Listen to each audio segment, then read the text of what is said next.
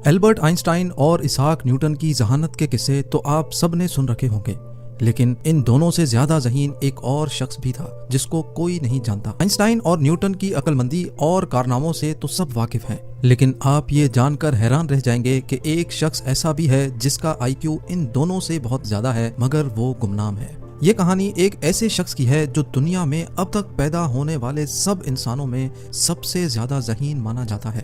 Albert Einstein کا آئی Q level 160 تھا، اسحاق Newton کا آئی کیو 190 تھا، لیکن جس شخص کی بات ہم آج کرنے جا رہے ہیں اس کا آئی کیو لیول 260 تھا، یعنی البرٹ آئنسٹائن اور اسحاق نیوٹن سے بھی کئی زیادہ۔ اس شخص کا نام ہے ولیم جیمز۔ یقیناً آپ نے اس کا نام بھی نہیں سنا ہوگا۔ ولیم جب 8 سال کا تھا تو وہ 8 مختلف زبانیں بولتا تھا۔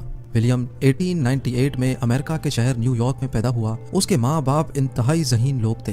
ولیم صرف 18 مہینے کا تھا جب اس نے امریکہ کا مشہور اخبار نیو یارک ٹائمز پڑھنا شروع کر دیا۔ 8 سال کی عمر میں ولیم 8 مختلف زبانیں بولتا تھا جو اس نے خود اپنی مدد آپ کے تحت سیکھی تھی۔ صرف یہی نہیں بلکہ ولیم نے چھوٹی سی عمر میں ہی اپنی ایک زبان تخلیق کی جس کو اس نے وینڈرگڈ کا نام دیا۔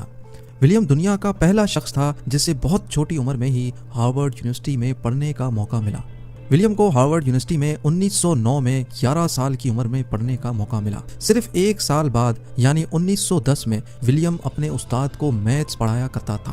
اس چھوٹے سے بچے کی ذہانت دیکھ کر اس کو چائلڈ پروڈیجی کا خطاب دیا گیا، یعنی یہ ایک ایسا بچہ تھا جس میں اپنی عمر سے بہت زیادہ صلاحیت موجود تھی۔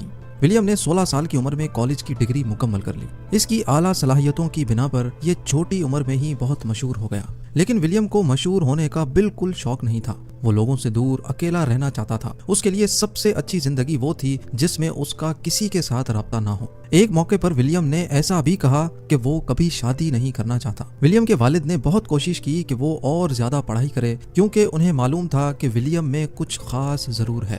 جیسے جیسے ولیم بڑا ہوا اس نے اپنے والد کی مرضی پر چلنا چھوڑ دیا۔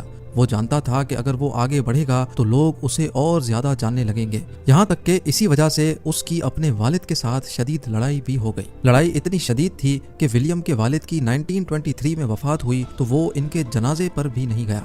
گمنام رہنے کے لیے ولیم نے چھوٹی موٹی نوکریاں کی، لیکن اکثر ایسا ہوتا تھا کہ لوگ اسے پھر بھی پہچان لیتے تھے۔ وہی لوگ جو اسے پیار کرتے تھے اور اس کے بارے میں اچھی باتیں لکھتے تھے اب اس کے خلاف لکھنا شروع ہو گئے۔ ولیم نے ورلڈ وار 1 میں جنگ کے خلاف آواز اٹھائی جس کے نتیجے میں اسے 18 مہینے کی قید ہوئی، لیکن اس کے خاندان والوں نے اس کی بیل کروا لی۔ ولیم نے اپنی زندگی کا بقیہ حصہ تنہائی میں گزارا۔ اس کا اپنی فیملی کے ساتھ بھی کوئی رابطہ نہیں تھا، یہاں تک کہ اس نے اپنا پیٹ پالنے کے لیے لوگوں کے چھوٹے موٹے کام تک کیے۔ وہ انسان جو اپنی ذہانت سے بہت کچھ کر سکتا تھا کچھ کیے بغیر صرف 44 سال کی عمر میں دنیا سے چل بسا۔